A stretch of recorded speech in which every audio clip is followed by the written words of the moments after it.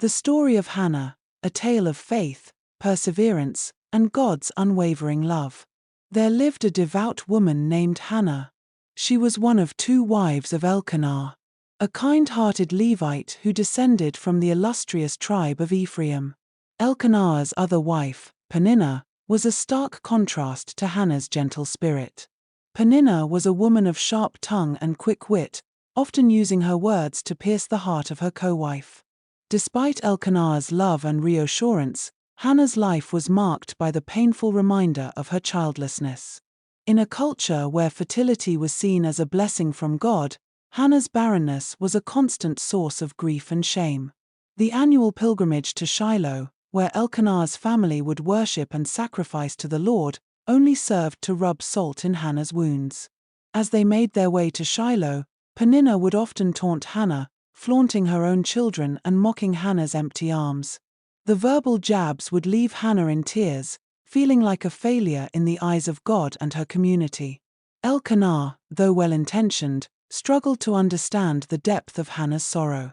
He would try to comfort her, saying, "Hannah, why are you weeping? Why are you not eating? Why is your heart sad?" 1 Samuel 1 verse 8. But Hannah's pain went beyond mere physical hunger or emotional distress.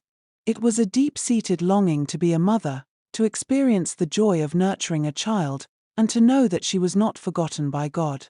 One day, as Hannah stood in the tabernacle at Shiloh, she reached her breaking point.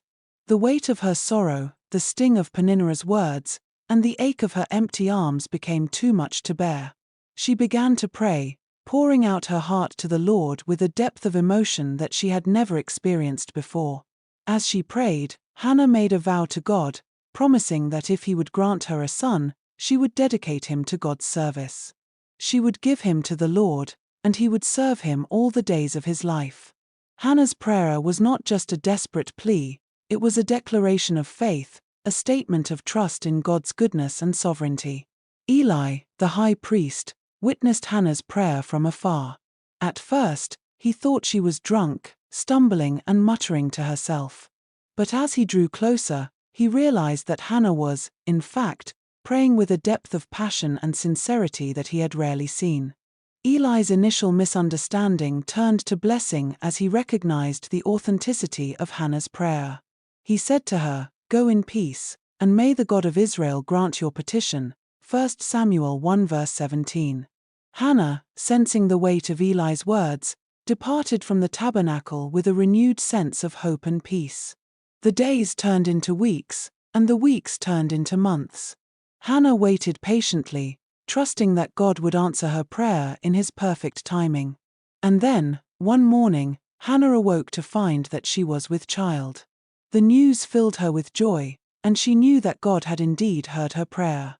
As the months passed, Hannah's belly grew, and so did her faith. She knew that the child she carried was a gift from God, a tangible reminder of His love and faithfulness.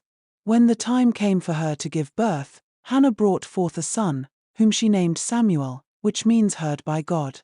Hannah's vow to God was not forgotten. When Samuel was old enough, she took him to Shiloh, where she presented him to Eli, the high priest. Hannah said, "I prayed for this child, and the Lord has granted me what I asked of him. So now I give him to the Lord. For his whole life he will be given over to the Lord." 1 Samuel 1 verses 27 to 28. As Hannah surrendered her son to God's service, she knew that she was not losing him, but rather, she was gaining a deeper understanding of God's love and providence.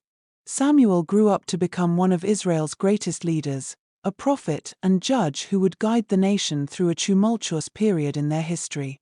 Hannah's story serves as a powerful reminder of God's unwavering love and faithfulness. Despite the trials and tribulations she faced, Hannah remained faithful, trusting that God would answer her prayer in His perfect timing. Her story teaches us that God is a God who hears, who sees, and who responds to the cries of His people. As we reflect on Hannah's journey, we are reminded that faith is not just a mere feeling, but a choice.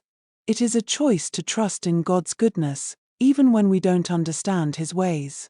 It is a choice to believe that God is working everything out for our good, even when circumstances seem difficult or uncertain. Hope this story encouraged you to know that God does not forget His children in times of tribulations and trials. What do you like about Hannah's faith? Write it on the comment section. Subscribe, like, comment and share to your loved ones.